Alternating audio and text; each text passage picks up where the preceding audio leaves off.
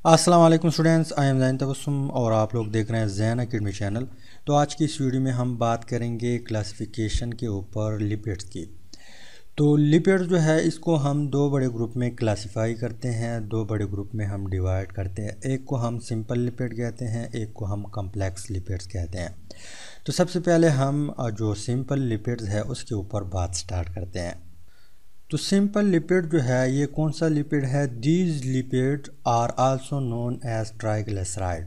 इसको हम ट्राइग्लिसराइड भी कहते हैं सिंपल लिपिड को। इसके अलावा ऐसा लिपिड कि जब इसकी हाइड्रोलिसिस हो जाए, क्या हो जाए? Hydrolysis, they produce fatty acid and alcohol upon hydrolysis.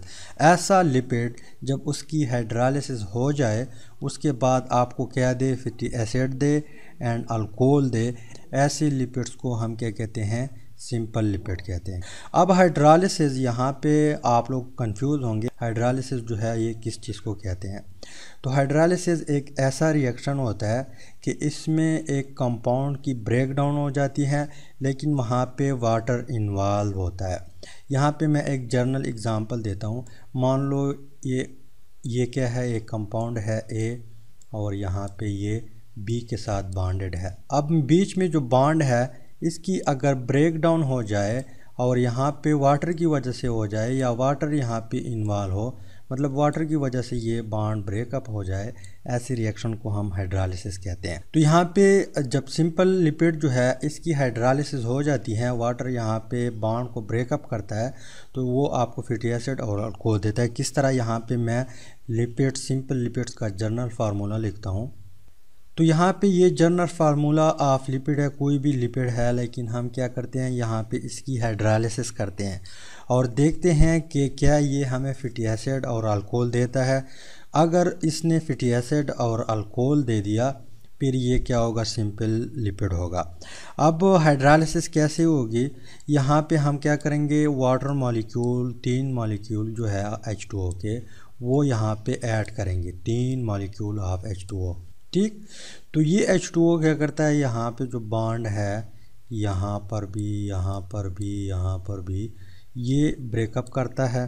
क्या करता है? ब्रेकअप करता है। और H2O जो है ये भी खुद को ब्रेकअप कर देता है।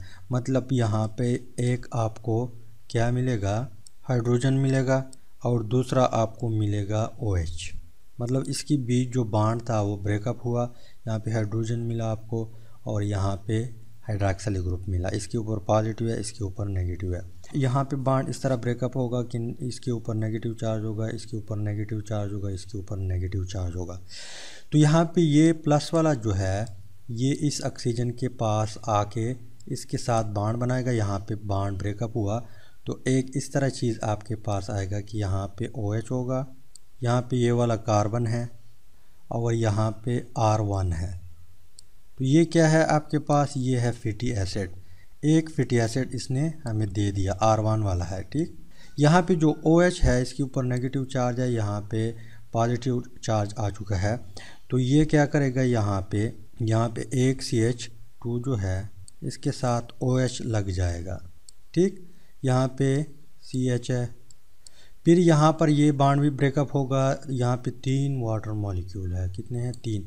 एक ये कारोबार करके यहाँ पे अटैच हो जाएगा, दूसरा यहाँ पे, तीसरा यहाँ पे।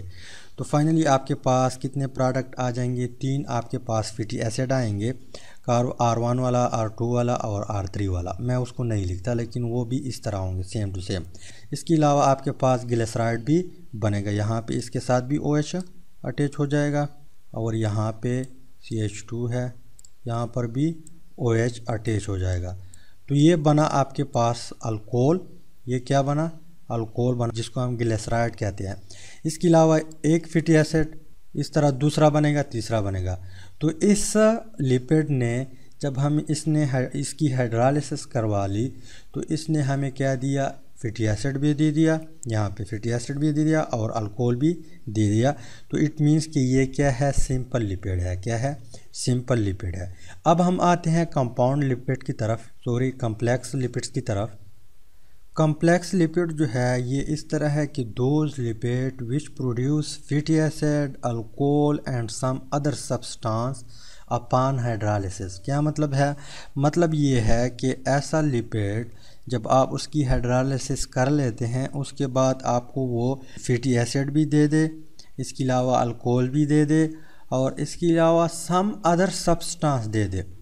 अल्कोहल और फैटी एसिड तो दे दे लेकिन सम अदर सब्सटेंस दे दे, ऐसे लिपिड्स को हम कॉम्प्लेक्स लिपिड्स कहते हैं।